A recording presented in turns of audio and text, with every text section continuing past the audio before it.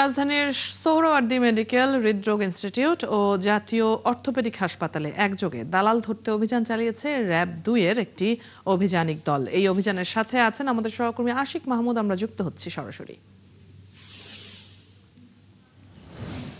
আশিক, অভিযানের সবশেষ খবর জানাবেন। আমরা 11 জনের আটক হওয়ার খবর জেনেছি, আর কেউ কি নতুন করে আটক হয়েছে কিনা? অদিতি, ধন্যবাদ আপনাকে।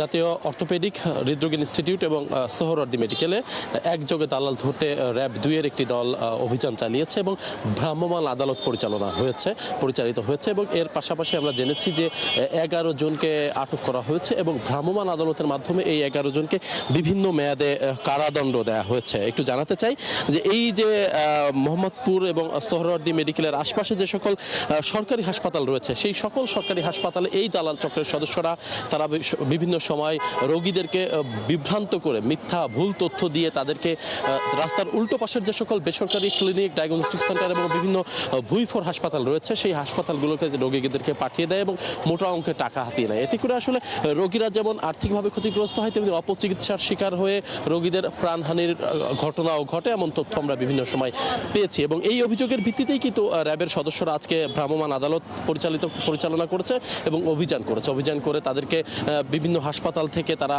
ছদ্মবেশে তারা বিভিন্ন হাতে নাতে সে সকল দালালদেরকে গ্রেফতার করেছে এবং গ্রেফতার করে ভ্রাম্যমাণ আদালতের মাধ্যমে বিভিন্ন মেয়াদে তাদেরকে সাজা দিয়েছে। এখানে নির্বাহী ম্যাজিস্ট্রেট ছিলেন র্যাবের এবং সোহরাওয়ার্দী মেডিকেলের পরিচালক ছিলেন, তিনিও বলেছেন যে এই যে সকল হাসপাতালের দালালরা আসলে এই সরকারি হাসপাতালে রোগী ভাগিয়ে নিয়ে যায়, তাদের বিরুদ্ধে কি ব্যবস্থা নেওয়া হবে সে বিষয়ে আমরা নির্বাহী ম্যাজিস্ট্রেটের কাছে জানতে চেয়েছিলাম। তারা বলেছেন যে তথ্য উপাত্ত যাচাই বাছাই করে যে সকল ভুইপোর হাসপাতালে রোগীদেরকে ভাগিয়ে নিয়ে যাওয়া হয় তাদের বিরুদ্ধে ব্যবস্থা নেওয়ার কথা কিন্তু জানিয়েছে এবং র্যাব বলছে যে এই যে ধরনের দালাল। আশিক, আপনি এই অভিযানের বিস্তারিত আমাদেরকে জানাচ্ছিলেন, নিশ্চয়ই নতুন কোনো তথ্য যুক্ত হলে আমরা আপনার মাধ্যমে আবারও জানবো। দর্শক সহকর্মী আশিক মাহমুদ আমাদের সাথে যুক্ত ছিলেন। র্যাবের মোবাইল কোর্টের অভিযান নিয়ে সবশেষ খবর আমরা জেনে নিচ্ছিলাম তার কাছ থেকে।